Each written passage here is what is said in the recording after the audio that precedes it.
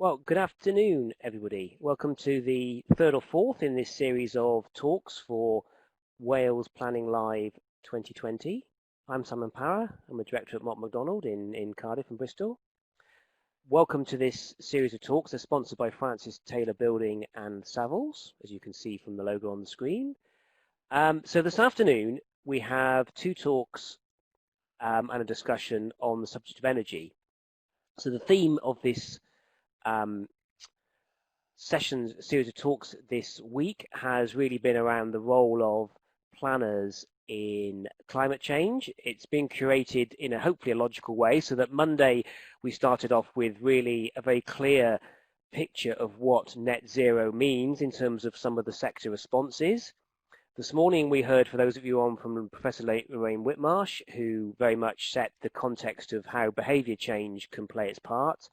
And then this afternoon, we're specifically looking at energy in this slot. So we have two different perspectives on energy. We have an academic perspective from Joe Patterson of Cardiff University, and first from David Thomas, who's head of energy at Savills.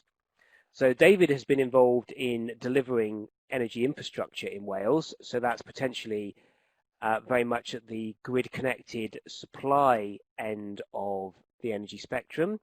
And Joe, who works at Cardiff University, has been very much involved in sort of some of the building physics and energy and retrofit side of potentially reducing our demand for energy. So hopefully between those two, you'll get a good set of perspectives. So, just to say, there is a hashtag for this set of conferences, which is hashtag Wales Plan Live 2020. So probably without further ado, because you don't need to hear from me, I will open it.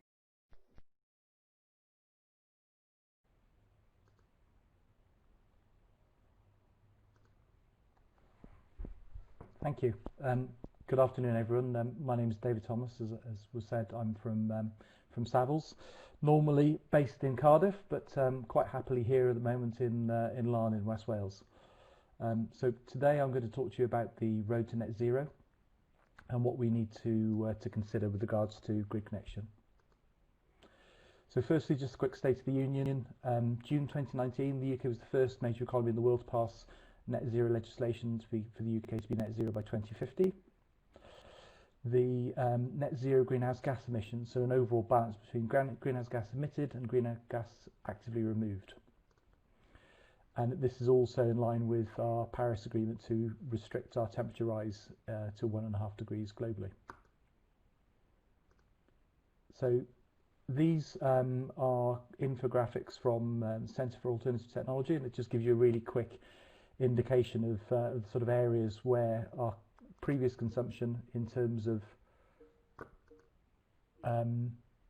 2017, so the sort of pinky area first of all is the current consumption of energy from buildings, heating or water. Then we've got the green area, which is cooking, lighting and appliances. Moving down from there, then we've got the consumption from industry, and then last but not least the big wedge, obviously, of transport. And on the right hand side then you've got estimated requirement reduction of 60% to be able to have offsetting and green sources. And you can see probably the biggest area is the reduced demand is with regards to transport. And then the other important area is where we get our energy from. So we've got a situation where at present we've got a large proportion of our energy comes from what we call traditional fossil fuels, which are coal at the bottom, moving up the stack, then oil and natural gas. And then we've got a smaller proportion then of areas of nuclear power, wind power, solar and biomass, including waste. And we move to sort of zero carbon Britain as an example. You can see that some of the smaller areas at the top of the stack now become significant areas. So the amount of energy from wind, wave and tidal, solar, etc. become quite significantly larger, not really much more in biomass. And then ambient heat, which is basically the use of heat pumps. If we move, I'll just move on very quickly over this. So the other areas as well is on the left hand side, we've got our current land use. So you can see a large pink area that we have a lot of in Wales, which is for grassland livestock. And if you see the pink area on the right-hand side, we've got a situation where that's massively diminished. And you can see larger areas now for sort of carbon capture, be that from harvested forest or unharvested forest, but also some fuel and energy from short rotation coppice and short rotation forestry. So there's to get to a zero carbon Britain, it's likely we're going to have some significant changes in land use as well. So action required. First of all, we need to have a plan for decarbonising of heat. After that, we need sort of widespread adoptions of electric vehicles and also trials of heat pumps and hydrogen for heating. Carbon capture and storage, of which one of the good locations for that is off the coast from Pembroke. And afforestation and a target of 20,000 hectares per year of new forest. And then, as I said before, agricultural land, so a proportion of that be used for emission reduction, forestation and peatland. So firstly, why is the distribution and national grid important? I think it's fair to say, and many of you might have experienced this in recent years, but grid is becoming an increasingly tight resource. Grid is a key component of land values as well now, and the ability to develop. So, for example, we've got situations now where, for data centres is a good example, where the actual land value for a data centre is derived predominantly from the proximity to and the cost of connection to the grid, because data centres can have grid connections of up to 100 megawatts. Worryingly, Ofgem's challenge group found that apart from National Grid ESO, so the electricity system operator, no company under its remit, so that includes National Grid Energy Transmission and also the distribution network operators, Western Power in South Wales and Scottish Power in the north, have got a proactive approach in shaping the path to net zero. So it's quite worrying they're not really getting what they need to do in place. Put it into context, and using electric vehicles as an example, currently there are about 230,000 electric vehicles in the UK, but this will need to grow to 46 million by 2050 to meet net zero as one of those sort of big areas. And also 18% of our greenhouse gas emissions currently come from heating, and Ofgem now requires us to look both at hydrogen and electric heating solutions to decarbonise the sector, because we can't keep using natural gas pumped into our houses. So a little bit of a deeper dive into electric vehicles as a good example. So if you take the typical domestic consumption value, so this is what the energy supply companies use as the average home in the household in the UK. They currently use about 2,900 kilowatt hours per year. And then if you look at, and this is for Western Power Distribution, Power Distribution reckon that people need to travel 150 miles every 5 days. If you take that as an annual consumption of electricity to charge those electric cars, that's 2,840 kilowatt hours. So that's a 98% increase over the base case for a usual house. And Western Power think that they can provide that charging on most of their electricity circuits without any major reinforcement. So put that into other numbers. An average car apparently travels 7,134 miles a year, which is about 19.55, 19.5 miles a day, which is down 10% on a decade ago, which is 98 miles every 5 days or 137 miles a week. Right, now if we look at this is my slide called Lies, Damn Lies and Statistics. That all sounds very great, doesn't it? Because we've got enough power to be able to drive those miles significantly. However, if you sort of delve into the detail, there was a drop in car sales in 2018, 6.8%. So the drop this year is likely to be a lot higher, obviously due to COVID. And so they reduced the number of sales by 156,000 from the 2.3 million they generally sell. But despite that, the government figures showed that actually there's a rise in number of vehicles to 32.5 million, up 300,000 on the previous year's figures. So what you've basically got is, although there are less cars being sold, we've got more cars, so we've got more older cars on the road. So obviously more cars, it means that the average figures are going to be diluted, so that 7,000 miles a year is not likely to be accurate because there are more people with second cars. And if you look at that in terms of numbers, 2018, again, UK figures, there was 27.6 million households in the UK, and of those, that means we've got an average of 1.2 cars per household. So if you take that on average, that means each household drives 156 miles per week on average. I personally think that range anxiety, my wife had an electric vehicle for 2 years, a Nissan Leaf, and range anxiety is a real thing, even for people who are environmentally focused and conscious. And so I think people will charge their cars more than once a week on average, and I think therefore the prediction that we only need 150 miles per week is probably a little bit low and a little bit simplistic, unfortunately. So if we take that in terms of going back onto grid then, so I live in Larne here in West Wales, and actually Larne's quite a good one because the Larne Township Ward, which is the County Council constituency, is also quite matched quite nicely on the top there with the grid supply area, which is from Pendine for this whole area. There are a few bits off the top which are missing, but if anyone who knows Llandorc and Llanfaro, there aren't many houses there, so it's not a bad comparison. So in Larne we've got 1,225 houses.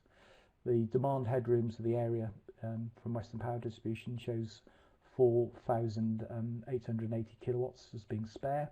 It's amber, means it's not got a lot of grid capacity available. So that equals 3.98 kilowatts per household. So if anyone's got an electric vehicle, you'll know that you'll probably want your charging to be a little bit higher than 3 kilowatts, and ideally 6 or 7. So if everyone in the area where I live wanted an electric vehicle to be plugged in and charged, I think we'd run out of grid, and that's irrespective of new properties and houses. So it's a bit of a challenge, and that is pretty much the case wherever you go. So remember the colour of amber on this one. So I'll just take a quick one in terms of the national grid now. So if you look at this map here, this shows you the national grid, which is the yellow lines in England and Wales, and then the gas infrastructure in green lines, and then the gas infrastructure is green in Scotland, and then grey for the electricity transmission in the Scottish areas. So you can see, actually, go to the next build, that actually pretty much the same as our road infrastructure. We've got national grid connections following our South Wales main arteries and also our North Wales main arteries right up to Anglesey. In fact, they go to the port, so it's very similar to the main sort of roads. Compare that to Scotland, you can see the grey lines there are crisscrossing the rest of the country, so there's a lot more grid infrastructure in Scotland than there is in Wales. This is our sort of main artery to feed. If you look then at the substations, you can see that we've got a mixture of the pump storage stations. We've got a couple of the nuclear power stations like Tres Fynydd and the power station in Anglesey. We've got the power stations then in Pembroke. We've got the former power station Aberthor, and then a few other grid supply points, mainly around industrial areas. So this map, the blue triangles or diamonds are showing sites which can collect a 100 megawatt load, which would be a data center, for example. And then the red diamonds with the crosses in, those are the ones that don't have supply capacity to even connect, say, a single data center. So you can see there's a lot of supply points where we couldn't connect new data centers if we wanted to. And also there's a lot of Wales where there are no main national grid supply points at all. That doesn't get much better when you look at the grid. So I've put here the Western Power Distribution for South Wales, and you can see here in terms of the grid supply points, we've got a number of grid supply points around there, but not many, and they're few and far between, especially in West Wales. If you move on to the bulk supply points, of which there will be a number per grid supply, these are RAG coded, so where it's a blue, it's just the site isn't transmitting. This is yesterday's data. I like to be nice and current. So everywhere it's red means there's no supply capacity, and everywhere it's green means there's plenty, and the amber ones then are constraints. So you can see, just from looking at it, that actually looking at South Wales, pretty much outside of the main sort of areas of Cardiff, some of the less industrialised areas now around the heads of the valley, we don't have a lot of greens there. There's a lot more reds and ambers than we have got there. And if you move then to primaries, these are the sort of ones that, as I showed you, Pendine, just by Larne is the one that I showed you earlier as being amber, but there's a hell of a lot more reds out there in terms of constraints than there are ambers, and even where there are ambers, there isn't much grid, as I showed you, with regards to almost 3 kilowatts per household being available for expansion, which is not enough for EVs. So South Wales in particular is a very constrained area. And that's before we go forward and take things on consideration, for instance, the net zero that needs to go for solar panels, and with the need for net zero, we're going to see a lot more solar panels out there, as well as wind farms, etc., etc. Last one, I'd like to end on a quote. So this is a good one, I think. The greatest threat to our planet is the belief that someone else will save it, and that's by Robert Swan, who's an Antarctic explorer, and very worthwhile speaking to or listening to if you get a chance. And with that, thank you very much. I'll take questions later. Thank you very much, David. There's a bit of an echo somewhere for me, but yeah, that's really interesting. And I think the issue of the poor or relatively poor capacity in the infrastructure in Wales and its need for reinforcement does and probably will create quite a lot of planning challenges. So that's been a healthy warning about the state and ability of our grid to supply, particularly the electricity we need, and some of the challenges around that. Well, of course, the other big social challenge, I guess, is our supply, so our demand, and particularly reducing our demand for heat and domestic housing, which I'm sure Joe will touch on. Sure. Yeah. I guess you can hear me okay. Thank you to both Wasan and Simon for inviting me to speak this afternoon about the research that we've been carried out at the Welsh School of Architecture in Cardiff University. We have been doing research into low carbon built environments for the last 40 years. And over the last 12 years, we've really focused in on whole housing, whole systems approach, rather than looking at individual bolt-on solutions. So I'll talk you through a case, particularly focusing on a case study that we've done with Swansea Council on some of their stock, but we have worked on over 20 retrofit projects, so it'll give you a bit of an overview of what is achievable and how we can reach the net zero carbon targets that are going to be on top of us before we know it, really. So there's well, yeah, as David's already highlighted, the UK has a commitment to net zero carbon by 2050. Housing is responsible for 29% of the emissions in the UK. We've got 25 million homes in the UK, and if we did want to retrofit all of them by 2050, we'd have to be doing 5 homes every minute, which is kind of quite a staggering amount. So we do need to get on with it. We might not be making exactly the right decisions at the moment, but the more informed those decisions that we are making, and the better they are for the people living in those homes, the better we will, the quicker we will move towards that net zero carbon and the challenge that we have ahead of us. Obviously, it's not all about it's not all about reducing carbon emissions and improving the housing stock through implementing the right solutions in the right homes. Can also have a huge impact on things like quality of life, quality of the built environment, economic stability in the construction, in the whole construction sector, improvements in health, reductions in fuel poverty. So there are a huge raft of benefits from improving the built environment through doing whole house retrofits. It's in between 2008 and 2010, the Technology Strategy Board ran a program of retrofits called Retrofit for the Future. They funded the retrofit of 82 homes, and they gave each of the projects up to £150,000 to retrofit an individual house. Obviously, this was far too expensive and not possible within the budgets that social housing have available to them.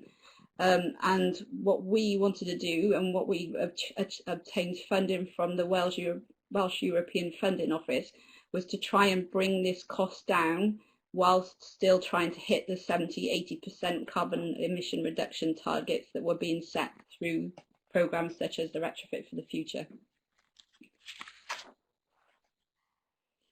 So what we've done is we've worked with a number of social housing companies across Wales to try to work with them on typical Welsh houses of various ages and qualities.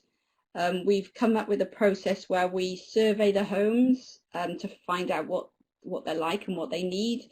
And we also monitor them for over a year before we do any work, so we can get an understanding of how much energy they're using, where that energy is going, and how much the energy is costing, what kind of conditions are in the home. So we do a bit of an assessment to really be able to provide evidence of any changes that we make that have what impact they're having. So we then implement the technologies into the buildings and then continue to monitor them for another year afterwards at least, to really prove what's happened as a result of the work. We take the whole systems approach, which combines demand reduction, so through things like internal and external wall insulation, improved glazing, heating, maybe changing the heating system, the lighting. Any sort of minor fabric improvements can have quite a significant effect on how much energy is being used, and improving the ventilation to counteract making the houses a lot more tighter and having less air movement inside them. We've also added renewable solar panels, PV panels into the roofs, but they're actually integrated rather than bolted onto the roof which would be more traditional. So this helps to reduce costs. And we've also incorporated storage, so we can store any renewables that are being generated. They tend to be used immediately if there's a need within the home. If there's no demand, or the demand isn't as much as being generated, then it gets stored, any excess gets stored into the batteries. And then once the battery is full, then there's a feedback into the national grid. So these are just some of the examples of some of the houses that we've worked on. As you can see, they're all very typical Welsh homes, because what we're trying to do is inspire people to do the same. So we did actually choose a range of ages, a range of types, so semi-detached terrace homes, but we really wanted to demonstrate what the impact of doing a whole house retrofit would have on the various performance, the cost that people are paying, how much the retrofit actually did cost, and just the general impact of the quality of the built environment.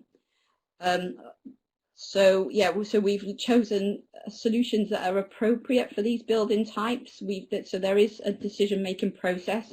The occupants were involved in that decision-making process together with the social housing owners, because obviously they need to include their future maintenance within their programs, and also they need to consider whether those solutions would actually fit in their future maintenance and retrofitting programs overall as well. We chose technologies that were off the shelf, so they were near the front of the market, but they weren't actually, anybody could go and buy them from the supply chain. We also chose to keep the occupants living in the homes whilst the work was taking place, because obviously it would add to the cost to move them out, and it would also impact on their just daily living routines as well. So we've kept the occupants living in the homes.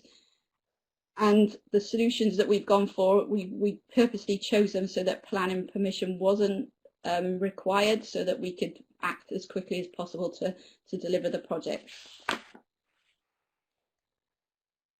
So just to give you an example of one of the projects that we've recently completed in early this year, it was with Swansea Council. It was a run of 6 off-gas bungalows. They were highly inefficient, so they were using an awful lot of energy. Because they were off gas, they were using oil or LPG to fuel the home, which obviously is very expensive. So they had very high energy bills. The SAT ratings of the homes, which is an indicator of the energy performance, were very low. The occupants were really suffering from poor thermal conditions, high levels of humidity, and a lot of damp and mold. So the homes really did need some work, and they could almost say that they were in sort of nearing the end of their lifetime in the condition that they were in. So working with very closely with Swansea Council and the occupants, we did a lot of computer modelling to work out what the best solution would be for these bungalows. We did look at combined solutions, so we did try and look at sort of sharing ground source heat pumps between the properties, but we didn't go with that because if one of the bungalows did sell in the future, who would own it if it was shared between two? We also looked at having a wind turbine or two in the rear of the bungalows because it's open scrubland at the back of the property, so that was another possibility.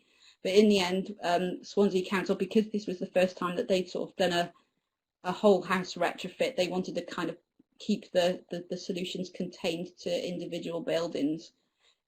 So we went with the fabric renewable energy supply and storage options. So we've included things like loft insulation, external wall insulation. We've replaced all the windows. We replaced a PVC panel that was located just under the windows here, which was acting as a huge heat loss area. So that's been replaced by a solid insulated wall now. They've got ground source heat pumps, and we've installed mechanical ventilation to keep the air fresh and of a good quality whilst also recovering some of the heat losses. Like I said, we've integrated PV panels on the two of the roof aspects on each of the bungalows, so it's on the southeast and the southwest. So there's a total of 6 kilowatt peak generation. The good thing about doing it is splitting it is that you can generate throughout the day. So rather than having one big hit at a certain time during the day, we're pretty much generating sort of whilst the sun is up, which enables the battery then and the PV to work more effectively together. So we've installed a Tesla lithium-ion battery in the sort of back storage area here as well. We've looked at various storage facilities and various batteries. The best thing about the Tesla is that you can store it outside, and it will perform in lower temperatures, which a lot of the other batteries on the market won't enable you to do. So we are tending to go with just Tesla at the moment. So how are they performing? We've the EPC rating for these homes, which is an indication of its energy performance, is improved from a G rating to an A rating, which the A rating will actually get us to the zero carbon targets that the government is aiming for. And the SAT rating is improved from 12 to 95, so really positive improvements in the performance of the homes. This graph illustrates the where the energy to the bungalows is coming in from and going to. So the works were completed in February, and you can see that quite a high proportion of the energy is coming from the grid in February. We would kind of expect that a bit more because of obviously you can't generate as much energy during shorter days in the winter time. But once the work has been completed, the amount of energy coming from the grid is much less. And as you can see, sort of April, May, right up until now, the energy from the grid is very little. The home is literally all electric, so that is the only energy that the homes are using. You can see that the majority of the energy is either coming from the PV, which is the solid orange bar, or the diagonal hashed area. And we're also feeding a lot back into the grid, so this enables the occupants to generate some income as well if they're using one of the suppliers that pay back for energy. So the overall energy savings for the work, we've seen a reduction of 40%, 42% of average across the bungalows of the amount of energy that's being used, and that's generally because of the fabric improvements that we've made, which is very positive for the occupants, both with regards to the comfort and their energy bills. This slide just illustrates the conditions within the house, so the temperatures. The grey and the orange line indicate the variation in temperature during a typical March day. As you can see, it goes up and down quite a lot, and it goes into the boundary of what would be considered too cold by CIBSE guidance. The blue line illustrates the temperature in March since the works have been completed, And as you can see, it's a very comfortable temperature, and it's very consistent, which provides a very comfortable environment for the occupants. And we found this is the same for both humidity and carbon monoxide levels as well. So it's really improved the internal environment significantly. So, like I said, we completed the work in sort of February, so when we haven't been through a winter yet. But what we've found is that there's been an average reduction in energy bills from around £50 a year, £50 a month, sorry, to down to £3 a month. So the occupants obviously are saving huge amounts, and they were all in fuel poverty at the beginning of the project. They're 95% self-powered through the electricity that they're generating from the integrated PV panels and the batteries. This black screen is a readout from the Tesla battery that I downloaded yesterday, and it just shows that for this particular bungalow that 97% of its energy has come from either the yellow, which is the PV panels, or the green, which is the power wall, for the whole of September, which is really positive. There are additional costs which, when carrying out the work, the local authority are not always prepared for. They only see the costs of the technologies, but obviously things like maybe if the wiring isn't up to standard, the distribution board might need to be replaced. Sometimes the carpet needs to be replaced. There are incremental costs, and we've also found with this one that there were things like the gardens got slightly damaged, and Swansea wanted the buildings to look really nice, so they did actually spend more than they were intending to. But they see this as a really strong driver for change within the local authority as a whole, because people that have been involved with it right through from procurement across the board have all learned an awful lot of what needs to be done to reach the targets that are necessary. And we found that innovation isn't all about the technology. It is about fitting the technologies together. It's about collaboration and communication across all the different stakeholder groups that need to be involved. And I think every single one of our projects, we've had to have these different stakeholders involved, and not only once, but right through the whole planning, the design, the construction, the operation and maintenance elements, to make sure that everything's lined up and that things work together. Each of these different people will have different questions that they want to answer. So the resident will want to know how much it'll cost, how much will I have to pay once the work's done. The government will want to know, will it help me to reach my carbon targets? The installers will want to know when they can get in to do the work. So everybody's got different questions to ask, but they do have to work together to make sure that everything gets delivered as it should. And we do need to scale these projects up. It's that we can't afford to be so slow, to only be doing, like I said, we need to be doing 5 retrofits per minute to achieve the targets that we need to achieve to hit the nearly zero carbon targets by 2050. So we have to be looking at this on scale, and I think planners are in a really good position to help to enable this to happen. Obviously it needs, and the evidence on what the savings are being made and what the impact on the built environment, the occupants, the stakeholders, everybody involved in the project need to be able to make well-informed decisions to sort of take these on going forwards. And we are looking, there's a research project that's funded by the government called Energy Rev, which is looking at scaling up smart local energy systems, because we are sort of going towards a more decentralized grid. And I think the role of planners to really enable this to happen in a good way to help the occupants and the communities across the country will really help. So, yeah, there we go. Thank you.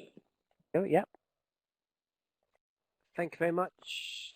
Thank you very much, Joe. That's great, and thank you to David. So that's very timely. You both got through quite succinctly, which is great, which gives us plenty of time for questions. I suppose just before we open it up to the Q&A in the boxes and some of the other questions that are flying around, to perhaps just a general point about just to perhaps if both of you could just reiterate perhaps in a sentence what you see is the kind of key role of town planners in responding to the challenge you've both set?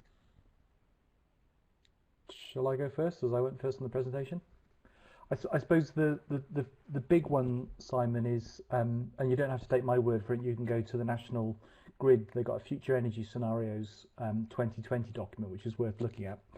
But they say that in each of their 4 scenarios they're looking at, there's at least 40 gigawatts worth of new renewable energy technologies need to be connected to the grid in the UK over the next 10 years. So obviously, in terms of historical, that's a massive amount of extra kit that needs to be installed. On top of that, you've got carbon capture and storage. So there's going to be lots of type of developments around the places like Pembroke, etc., where you're going to have new infrastructure put in place. The gas infrastructure is likely to be re-rolled to have both anaerobic digestion gas injected into it. So there'll be a lot more AD plants. There'll be a lot less natural gas burnt at the homes, but that'll be transitioning to either AD biogas or hydrogen. So there's a lot of change of infrastructure needs to take place. I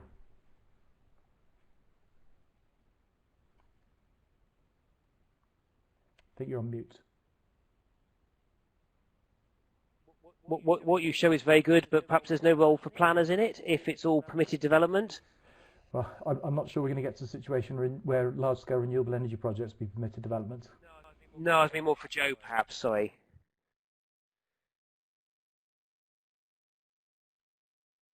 You're on mute, Joe. It's because we're doing this after lunch and we've all had a day of this already. Can you hear me now? Yes. Yeah. Yes. Yeah. So yeah. So no, I think it's even trying to avoid any sort of planning a process at all as much as possible. So we're speaking with some social housing companies now who want to look at flats, and there's funding available from the Welsh Government to start to look at optimising retrofits in Wales, but they wouldn't. They're worried about looking at the flats because they don't think they can turn them around quick enough with permitted development planning applications needed. So it's how we do really need to move quickly, and I know we need to. When I say plan, we need to choose the right solutions for the right buildings, but we need to plan those and implement them as quickly as possible so that things keep moving. Otherwise, we'll just keep going around in circles saying we could do this, and just never really going anywhere with the numbers that we need to go with. So I think it's trying to help to enable things to happen, really, I think, more than anything. And probably a question for both of you, but maybe David to start off with. We've had from Lindsay on the chat room one about district heating, and I guess theoretically it makes a lot of sense, but its delivery through the planning system is often very challenging because it requires a commercial agreement between a occupier and an energy company, effectively. Yeah. I think so, Simon. The answer for this is on a number of levels. I think district heating's probably a cul-de-sac, and the reason I think it's a cul-de-sac is I think we've gone past district heating now as being a solution to being something that's very much in the past. So it's probably a case where the planning policies where everyone's saying you should have a presumption in favour of district heating is just one that's 5-year-old thinking, and that people now need to move past it. The reasons being is air quality. Big issues with regards to air quality from district heating networks.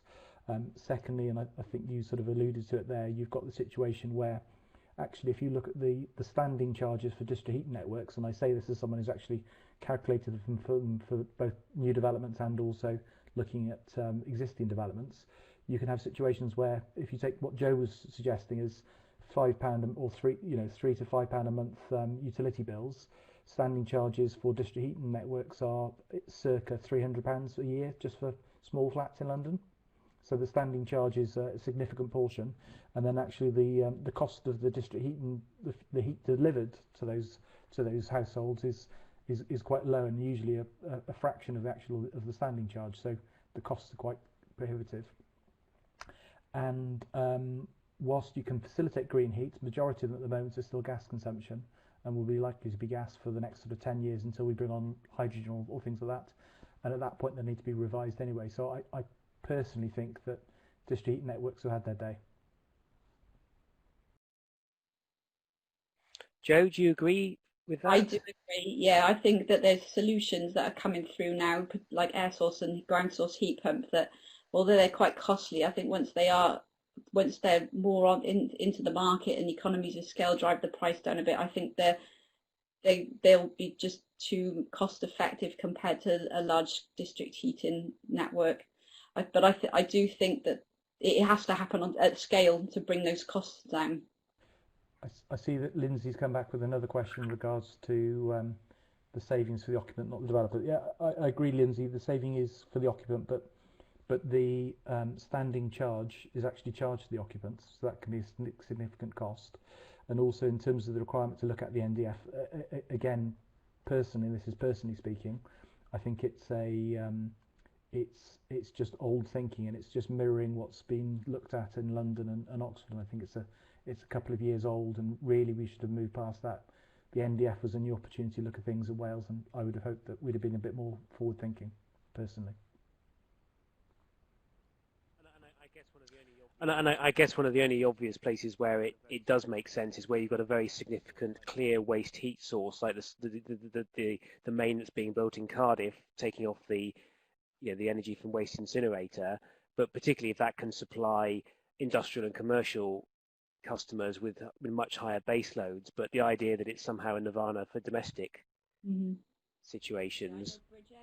Yeah, I know Bridgend were looking at one that was based on a local heat source, and then the heat source went under, and then they complete all the time and effort that they'd spent preparing for the heat network, and I think just the risk associated with that, particularly in this climate with the economy as it is a big risk to rely on the industrial heat sources that are in the area. But also as well, I would sort of add into that as well, where you've got the situation where if you look at modern commercial offices, etc., as a good example, actually the heat loads now are minimal, and actually it's comfort cooling is predominantly taking over now. And so Savills in Cardiff actually manage properties for the whole of Savills property management across the UK. So we've got something like 4,000 properties to look at, and the gas consumption compared to electricity consumption now is almost de minimis on many office blocks.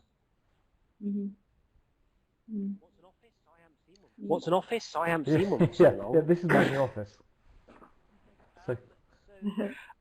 So, thank you. I think there's a question from Rasheen around, well, if you had to pick one or two of the things you've learned from Retrofit to put into new housing. We've actually built, or we've actually used the demand reduction supply and storage concept on a new build house as well, which is actually energy positive over the whole year. So we have combined the whole system, and the fabric is always the first thing to do, because obviously you bring your demand down and then you don't need to supply so much and you don't need to store. So the obvious is kind of a no-brainer, but I think air source heat pumps are becoming a lot more efficient. There's some that include cooling as well, which obviously is a concern when you do improve the fabrics. So I think for me, the whole house's solution is the right way to go ahead, because you're improving that quality of the building stock as a whole. If we'd have only done one element of the bungalows that we worked on, those bungalows wouldn't be in the condition that they would be. We might still need to knock them down in 10 years' time, because they wouldn't be in the quality, condition that they are now. Whereas if we'd have just left them, or maybe just improved the windows, they would still be in very poor condition in 10 years' time. So I think for new build, heating is the way forward, because the building regs are pushing for fabric anyway, so it is getting that heating source right. But it has to all work together. And we've another question from Lindsay around the energy hierarchy and the need to provide energy assessments as part of a planning application. Do they add value? How do you approach that? And I guess this, from my point of view, probably goes back to years ago to the Merton rule and affordable solutions and all these other things that were put on the individual.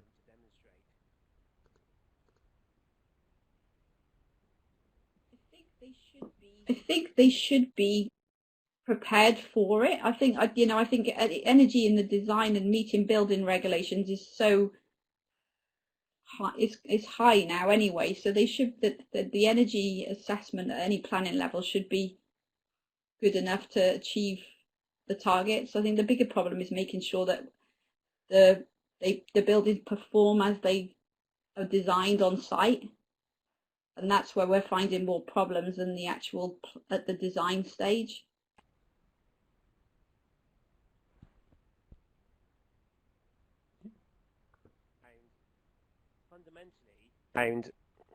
Fundamentally, is the planning system or the building regulation system the best place to drive building performance and fabric performance?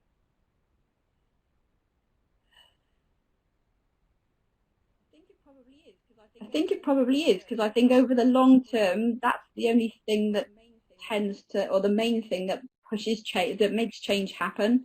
And if building regs aren't driving that, then people will just kind of do the worst case. Where I think if you've got building regs setting targets that are good, that are high enough, then that's the main way of getting everybody to come along on the journey to reach what we to achieve what we need to achieve. I would add that I think building regs is right for demand side, but supply side, you'll often have a situation where I think to achieve net zero in the future, we'll probably have a lot more sort of off-site developments.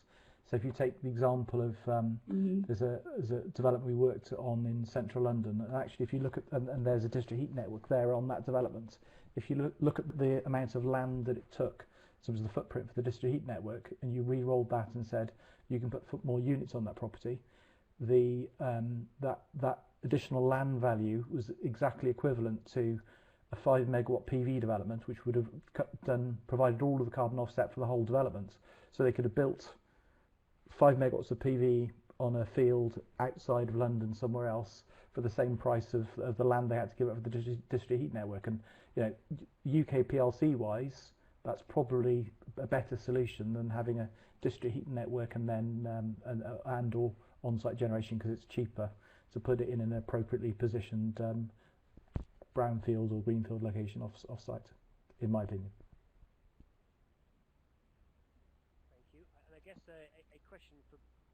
Thank you. And I guess a question for both of you, which follows from a little bit of that, is just the real question of who pays. Because, I mean, Joe, my sense is the retrofit examples around the UK are largely at the sort of experimental stage. What I mean by that is they're often grant funded, there's investigative university type money involved. David, from the point of view of some of the investments that will be needed at the local energy level, they're often not permissible under the current regulatory system, Ofgem, etc. So there's a sort of sense in both directions. There's a huge cost to retrofit Wales and to supply, which I'm not sure where that's falling. Well, I think so. Kath Ranson's asked a question about Derwentthorpe, which is the Joseph Rowntree Foundation development in York, which is, I think, is sort of 500 houses. I think if you are building large developments there, you can probably get away with things like district heating because you're putting the infrastructure in place as you go through. But if you look at the sort of retrofit stuff that Joe was mentioning, I can't see it really happening, and there are examples in Powys. I think there's one by Lake Vyrnwy a number of years ago now where it was quite hard to actually get people to connect up, and they were all sort of going on there. So it will cost a lot more money to do this, and I think the problem we've got is that there's already been a bit of a backlash. We saw when the subsidies were cut for renewable energy developments, and the main reason for that was because the cost of electricity was starting to rise considerably due to those sort of green subsidies that we're paying through the feed-in tariffs and the contracts for difference, etc. So you can't get away from it. But the idea, I think, is, as Joe's suggesting, is actually what you've got to look at is you invest, and over time, actually, if you were as a private homeowner, as I am myself, if I invest over time and say, look, this is the same as my mortgage, actually, the offset in the energy cost by not having to pay for the electricity in the first place more than offsets over the sort of 20 odd years that I'm paying on my mortgage. Yeah, one of the retrofits Yeah, and one of the retrofits that we worked on actually it was an empty property, it was a void, and the social housing company couldn't rent it out at all. It was just nobody wanted to live there. And once we'd retrofitted it, it went into the mid-rent range. So there's obviously a value in better quality homes and the homes that are generating energy. I do think that the price and the rent structure needs to be looked at, because we've worked on homes where the next door property hasn't had the retrofit solutions installed, so they're paying a lot higher energy bills. So then maybe there does need to look at how much rent the people who've had the retrofit solutions are paying, and maybe they should increase the rent a little bit to cover to pay back some of the costs, because they're financially awful lot better off than their neighbour, because a lot of money's been invested in the home that they're living in. So yeah, I see there's another question from Lindsay Christian around the energy assessments the developers are doing. So we currently don't do this, but I have looked at a number of energy assessments that have been performed in and around in the country, and my personal opinion is, if you look at them, they look to be a little bit like potato prints. So for instance, some of the prices for solar PV are 5 years out of date on current energy assessments. So it basically says solar PV is not economically or technically viable because it's too expensive, but the price of solar PV 5 years ago, Joe will probably tell you better than myself, is significantly higher than it is today. So that's the problem with some of those energy assessments. The developers are paying £2,000, £3,000 for someone, and as a result, you just get this potato print, which was just designed and developed 5 years ago, which is not relevant. Mm-hmm. Yeah, and I think again, it's seeing you could do an energy assessment at the start, but unless that's carried through and actually implemented on site and then checked at the commissioning process, we found a lot of issues happen during the implementation and building construction process, and whether the solutions don't work as they should because they haven't been installed properly. They've been installed with other solutions incorrectly, combining it up. So the communication is, and just having the skills to install the solutions properly is critical. You can assess you can make as many assessments as you want, but if they don't deliver at the end of the day, then it's kind of useless.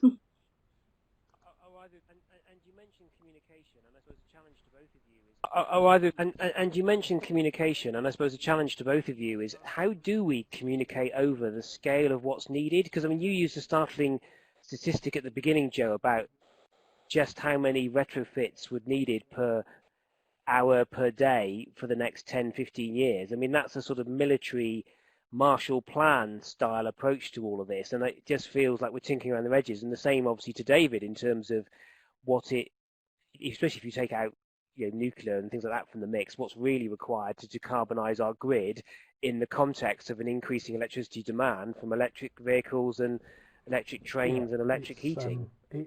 It's a startling change. I think realistically what's going to happen is that if the government kind of flicked a switch in their own minds to say that the decarbonising of our country and our society is the new next industrial revolution, there'll be a very different view and approach on it. Because if you look at the kind of jobs that are going to be provided by those, several houses every minute that need to be that retrofitted, it's a massive amount of employment, and the benefits then of, we don't have much North Sea gas and oil left, so we're going to be increasingly importing. I can tell you at the moment the price of energy very much fluctuates depending on whether the Dragon terminal, the LNG terminals in West Wales receive or don't receive their tankers, which are held offshore. So if the tanker lands, about 25% of our gas now comes through those offshore LNG tankers. It's a considerable thing, and we're just held at ransom because they can hold offshore and wait for a day or 2 days. The gas price goes up considerably, and then all of a sudden they dock. So, where do you want to be in the future? Do you want to be at the ransom of a Qatari gas tanker, or do you want to be following Joe's path and retrofitting all our properties and reducing our consumption?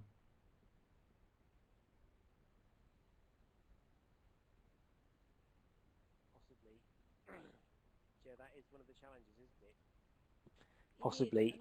It is, Joe, and that is like one of the you challenges, said, isn't I it? really stress that everybody has to work together, because if we don't work together, that a blockage can happen that prevents the solutions working properly together. So you could invest £50,000 and retrofit a house and put everything and have it at the level that I've been talking about. But if the occupants, and it does happen, if the occupants keep leaving their windows open, if the occupants buy a hot tub, we've had all of these sorts of things happen. Everybody needs to work together to make sure that the solutions actually do what they're supposed to be doing. And we've tried to choose controls that are simple, so that people don't feel confused about what they're doing. We've worked very closely with all of so many people in the local authority to help them to understand. And more often than not, if they understand why they're doing what they're doing, they tend to do the right thing. Whereas if they don't understand why they're doing it, then they usually sort of end up doing what they usually do. So it is trying to bring them along with the story as to why the need for this change that David has alluded to has to happen, because traditional fuel reserves are running low, because the climate is changing, because of all these reasons, and because it will be better for where they, everything will be better for where they live if everybody goes along with the change. There's just one question I saw Susan Hall ask Well, a question I think which that's is close to go my on, David. heart. Sorry, The answer, unfortunately, Susan, is no. Oh yes. The Ofgem actually preclude speculative investments. So even if the distribution network operator for smaller scale, let's say community scale projects, which is something that Wales has got a sort of presumption in favour of, they're not, even if they were to work out exactly where the best place in the world to put a new wind turbine or solar farm would be, Western Power Distribution in South Wales and Scottish Power in North Wales aren't allowed to facilitate that development by putting in the infrastructure ready, because they're not allowed to make those kind of investments, which sounds crazy, but that's the world we live in. So we've got a situation where everything is retrospective, so all of the developments are undertaken at risk. So people have to pay for grid applications before having the planning permission in through. So the costs very much the same as Linda raised with regards to the energy assessments and developers taking all the risk. It's exactly the same with renewable energy developers. All the risks up front, and it's got to change, I think. Otherwise, we're going to have a situation where we won't be able to get to where we need to get to. Mm-hmm. Well, that's a good place to end, as far as I can see, that things probably do need to change. Well, that's a good place to end, as far as I can see, that things probably do need to change, both economically, fiscal, incentive-wise. I mean, perhaps the planning system's not in a bad place to facilitate it, as long as the market and the systems and tools and regulatory processes are needed, because I think most of the people on the call probably know what to do and are keen to make the difference. So unless there's anything else, I'm conscious of our time, so I would like to draw this session to a close. Thank our speakers, Dr. Joe Patterson of Cardiff University and David Thomas from Savills.